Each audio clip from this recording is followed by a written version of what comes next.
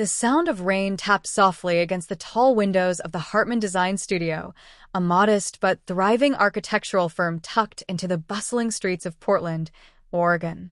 Inside, the warm glow of desk lamps illuminated stacks of blueprints, scale models, and coffee cups that seemed to multiply during busy weeks. It was the kind of space that hummed with both creativity and pressure, where ideas were sketched in pencil and then brought to life in steel and glass. Emily Sanders sat at her drafting table, tapping her pencil nervously against the wood. She was 24, freshly graduated from architecture school, and working on her first major project with her uncle, James Hartman. James wasn't just her uncle. He was a respected architect in the city, known for his sharp designs and his even sharper ability to handle demanding clients. Tonight, the air felt heavy. They had just landed a project that could make or break the studio's reputation, designing a sustainable community center for one of Portland's largest neighborhoods. It was a huge opportunity, but also a massive responsibility. Emily stared at the endless lines on the blueprint and sighed. "Uncle," she said finally, her voice quiet but weighed down. "It's too much. This project, it feels too big for me. I don't think I can do it."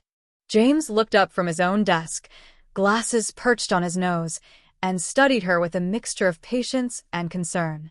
His salt and pepper hair framed a face that carried both wisdom and the gentle lines of years spent working late nights, just like this. "Emily," he said softly, setting down his pen, "every great project feels too big at the start. That's how you know it matters." She shook her head, her throat tight. "But what if I mess it up? What if I'm not good enough?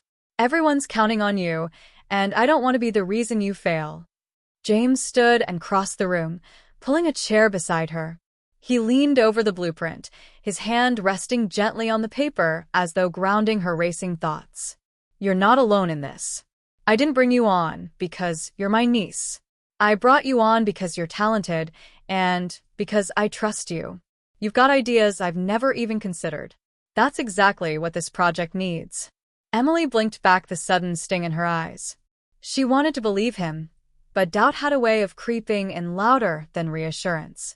She had admired her uncle's work since she was a child, watching him sketch designs on napkins at family dinners, his mind always creating. To work alongside him now felt like both a dream and a crushing weight. James noticed her silence and added gently, "Do you remember the treehouse I built for you when you were 10?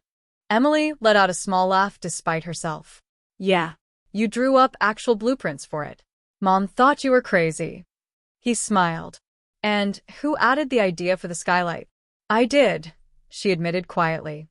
"And who insisted on the ladder being wide enough so your best friend's little brother, who used a wheelchair, could climb up with help?" Her throat tightened. "Me."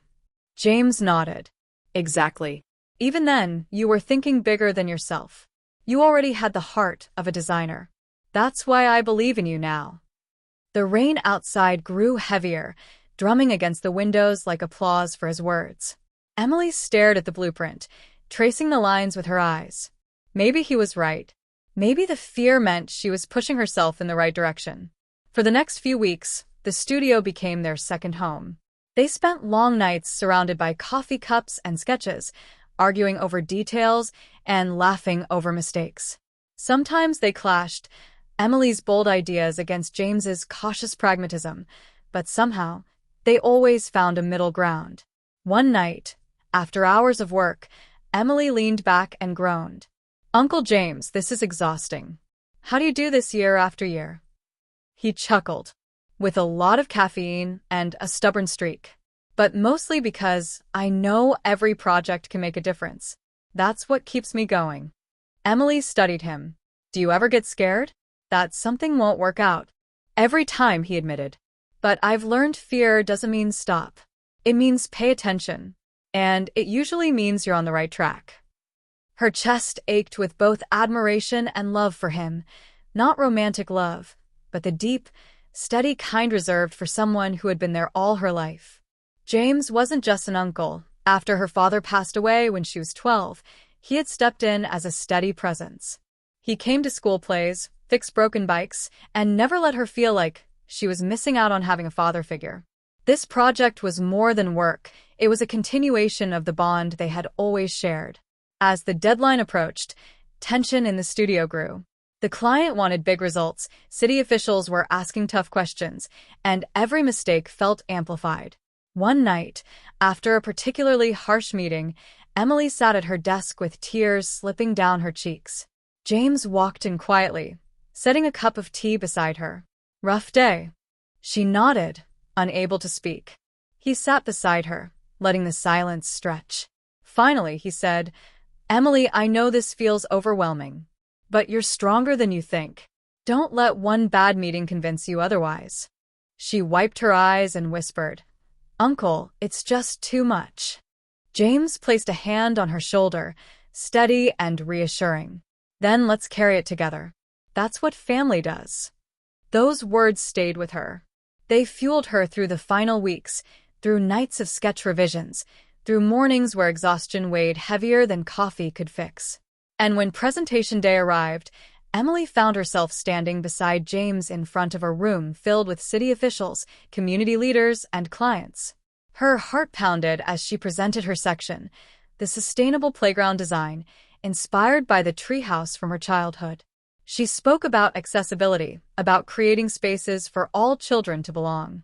Her voice shook at first, but then she saw her uncle smiling proudly from beside her, and strength surged through her. By the end of the presentation, the room broke into applause. The project was approved, and the client praised their innovative design. Afterward, as they stood outside the city hall, the crisp winter air filling their lungs, Emily turned to her uncle. "We did it." James smiled, his eyes crinkling. "No, Emily. "You did it.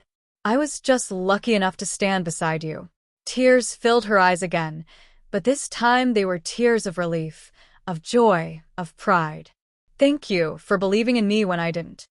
He pulled her into a hug, his voice low. "That's what family is for. And one day, you'll do the same for someone else." As they walked back to the studio, the city lights glowing around them, Emily realized something profound. The project wasn't just about buildings or blueprints. It was about resilience, about stepping into the unknown with the support of those who loved you. It was about family bonds tested and strengthened under pressure. In the end, it wasn't too much. It was exactly what she needed to prove to herself that she belonged in this world of design, that she could carry the weight of responsibility and turn it into something beautiful. And as for James, he knew his legacy wasn't just in the buildings he designed, but in the niece who would carry forward his passion, his values, and his belief that even the biggest projects could be conquered with heart, perseverance, and love.